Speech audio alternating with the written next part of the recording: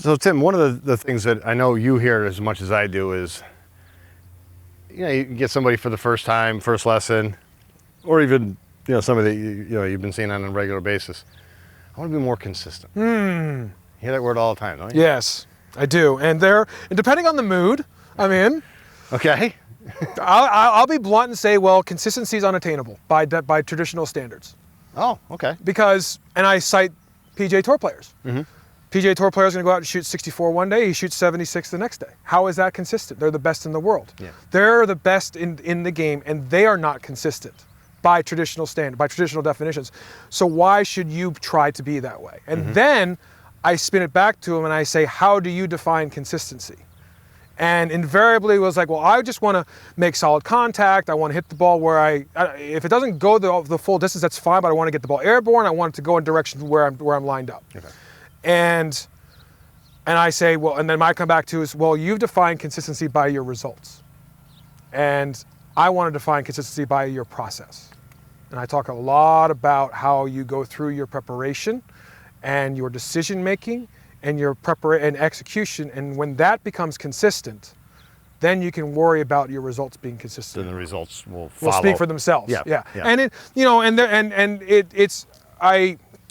I deal with professionals, and I say you go to work, you have a process that you follow, you use that process when you're working on a project in your office to guide you through, and you get the result, but you don't think about the results while you're doing the work.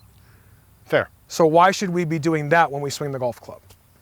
And that's what I bring to them. And we'll talk about some technical elements, but what do you like to when somebody comes to you and says, I want to be more consistent? Yeah. What goes on in your head? Well, I give them, in some ways the same as you, that golf is a sport and we don't do sports perfectly all the time.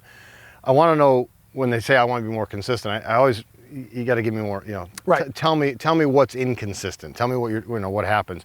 And invariably, I think with a lot of players, it's ball flight. Yeah. Well, my ball, sometimes it curves, sometimes it does this, and the other thing and I get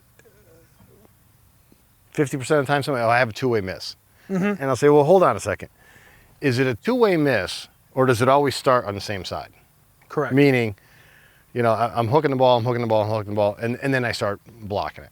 Okay, well, the block it's not really a two-way miss. You just got tired of hitting that shot.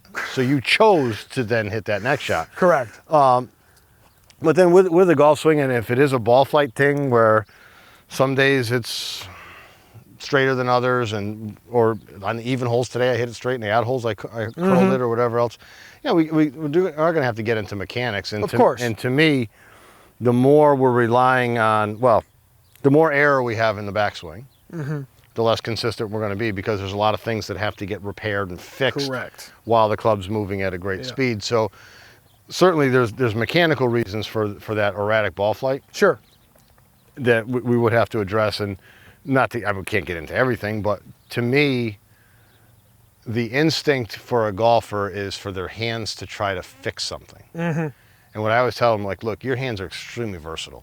And for a minute there, I think, and they're like, oh yeah, this is good. This is good. This is what I want to hear. I'll say, but hold on, versatility and consistency, they're not related. No, okay, so the more little things that we have to do in the forward swing to fix something, I think that's just not a good path to consistency. Right.